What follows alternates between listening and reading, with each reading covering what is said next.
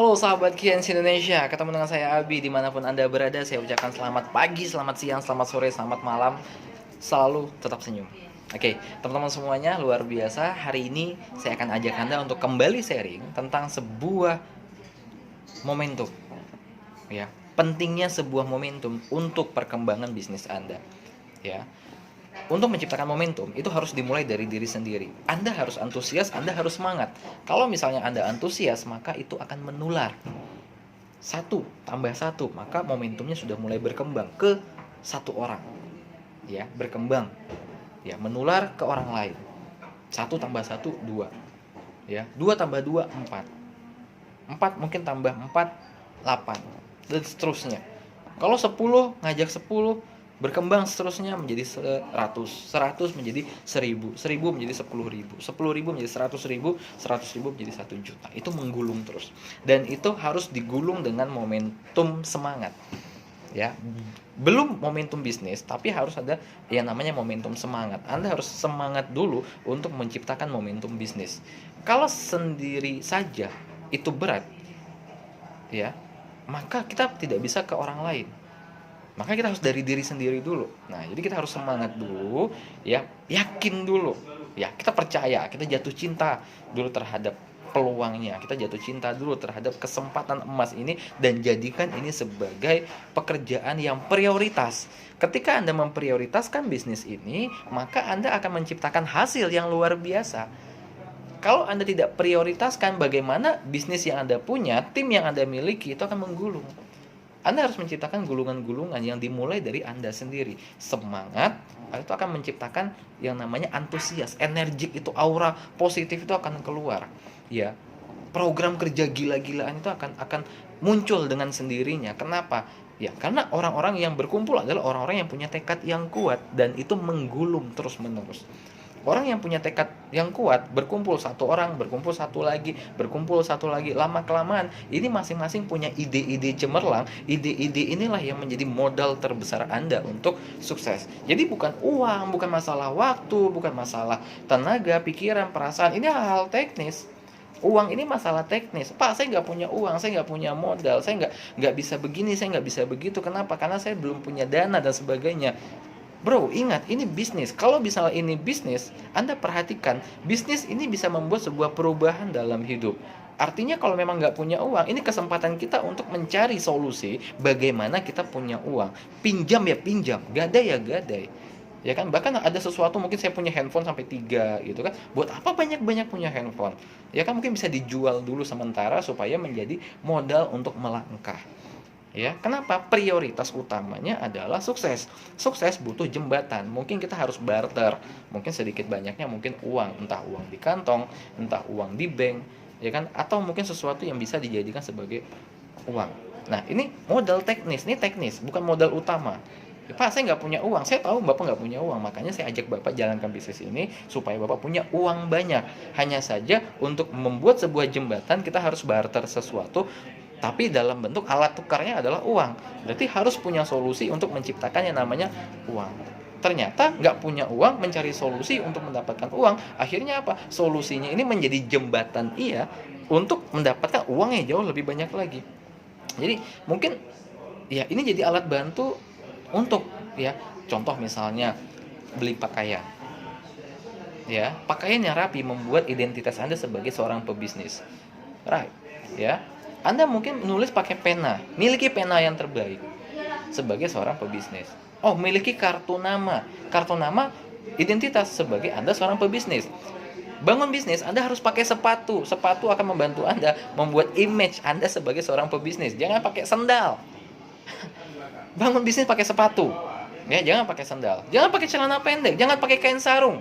Ini bisnis internasional, Anda presentasi pakai kain sarung, presentasi pakai singlet. Ini mau bisnis apaan? Ya, jadi kita harus berani keluar uang, ya, untuk menciptakan karakter dalam diri kita sendiri supaya ini menjadi tujuan utama. Ya, uang. Waktu. Pak, saya nggak punya waktu untuk jalankan bisnis. Ini peluang untuk kita. Justru kita tidak punya waktu. Ini kesempatan kita untuk menciptakan kita ya menciptakan sebuah mesin supaya kita bisa punya waktu yang banyak buat keluarga. Mungkin hari ini kita nggak punya waktu untuk ngumpul-ngumpul dengan keluarga, kita tambah join ke bisnis ini, tambah nggak punya waktu. Tapi percaya, dengan kita punya waktu yang saat ini kita korbankan, ya kita bisa menempatkan diri kita ini di tempat yang benar. Ketika pekerjaan kita di Kians ini sudah selesai, teamwork sudah di mana-mana, ya sistem sudah bergerak, jaringan sudah besar, sehat dan terus berkembang, informasi nyebar kemana-mana, ya program ini jadi program mulia jadinya. Ya, Anda punya waktu yang banyak. Bahkan ketika Anda istirahat, Anda berlibur, Anda tidur, ya Anda kemanapun Anda pergi, penghasilan tetap akan masuk ke rekening Anda. Dan justru Anda tidak perlu bekerja di luaran lagi. Kenapa? Karena Anda punya waktu yang banyak. Nggak kerja pun uang masuk. Ngapain kerja sama orang? Jadi buatlah impian, Anda harus berhenti dari pekerjaan Anda suatu hari nanti. Kenapa? Bisnis yang Anda bangun saat ini sudah bisa menjadi bisnis untuk masa depan Anda.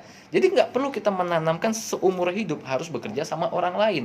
Jadi ketika ketemu program di saat ini mungkin Anda kerja sama orang lain dan Anda ketemu program bisnis ini. Mungkin dua-duanya seiring berjalan. Nggak apa-apa, dua-duanya jalan. Tapi lama-kelamaan Anda harus tanamkan, ini bisnis Anda sendiri. Sementara ini Anda bekerja dengan perusahaan orang lain. Ketika bekerja dengan perusahaan orang lain, jangan punya impian Anda bekerja seumur hidup di perusahaan mereka.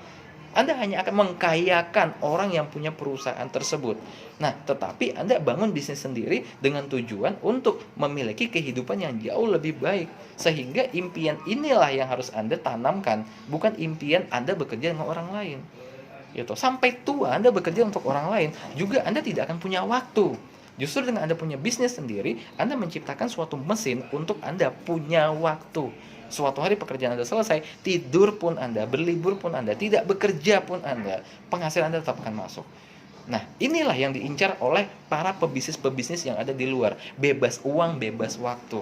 Toh, kenapa saat ini Anda sudah punya bisnis ini, Anda sudah punya peluang join bisnis ini, Anda masih memikirkan untuk kerja seumur hidup di perusahaan orang? Justru harusnya Anda tidak nyaman.